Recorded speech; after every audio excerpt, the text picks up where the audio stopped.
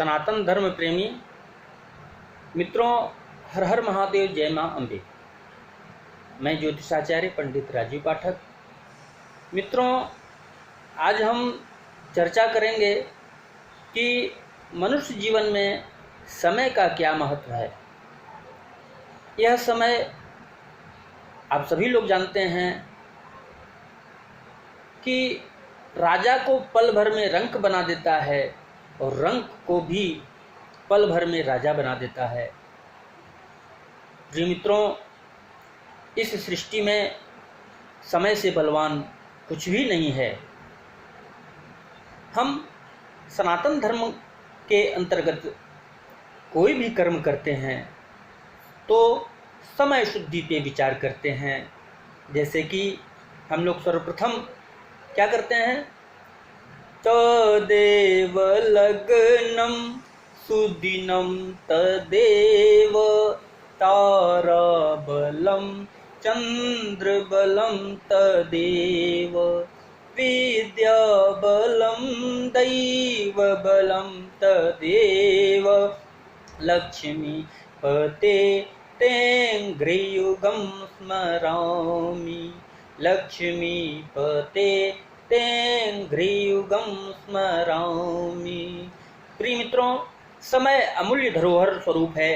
कहते हैं अगर आप धन को बर्बाद करते हैं तो आप सिर्फ धन को गंवाते हो, लेकिन अगर आप समय को बर्बाद करते हो तो आप अपने जिंदगी का एक महत्वपूर्ण हिस्सा गंवा देते हो। जिंदगी में सफल होने के लिए कार्यों को एक निश्चित समय पर योजना पूर्वक करना आवश्यक होता है, क्योंकि समय किसी की प्रतीक्षा नहीं करता है। सुख और दुख दोनों समय की ही देन है, लेकिन कहते हैं कि जिस दिन आप समय के स्वभाव को समझ जाएंगे, सुख में भी खुशियां मनाएंगे और दुख में भी मुस्कुराते रहेंगे, क्योंकि आपको मालूम है ये दिन भी नहीं रहेंगे।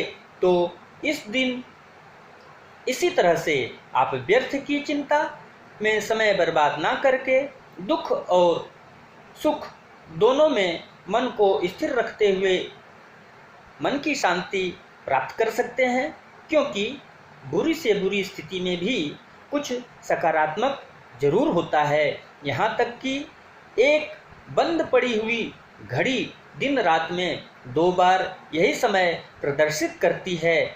कहा गया है, आयुषः क्षण एकोऽपि सर्वरत्नैर्न लभ्यते नीयते स वृथा येन प्रमादसु महानहो। प्रिय मित्रों, समय एक ऐसा चक्र है जो ना किसी के लिए रुकता है और ना ही किसी के लिए वापिस आता है। समय की गति बड़ी ही विचित्र होती है। इसके साथ चलो तो दुर्भाग्य को सौभाग्य में परिवर्तित कर देता है, और ना चलो तो सौभाग्य को भी दुर्भाग्य के अंतर्गत कर देता है। प्रिय मित्रों, दुनिया में केवल समय ही एकमेव ऐसा है जो इंसान को सीमित मात्रा में मिलता है। बाकी सभी चीज़ें तो असीमित हो सकती हैं। नित्य प्रति अपना सब काम समय पर करके आप मन की शांति, हार्दिक सुख प्राप्त कर सकते हैं और चैन की निद्रा ले सकते हैं। कहते हैं समय और समझ दोनों एक साथ बड़े ही खुश किस्मत वाले को प्राप्त होती है, क्योंकि प्रायः समय पर समझ नहीं आती है और समझ आने पर समय निकल जाता है। प्रिय मित्रों, समय अत्यंत ही बलवान है। समय का महत्व हम अपने दैनिक जीवन में समझना नहीं चाहते हैं, लेकिन यदि थोड़ा सा विचार करें, धैर्यता रखें, तो धैर्यता पूर्वक समय के महत्व को समझ लें तो शायद हमारे भविष्य के रास्ते अभी से उज्जवल होने लगेंगे।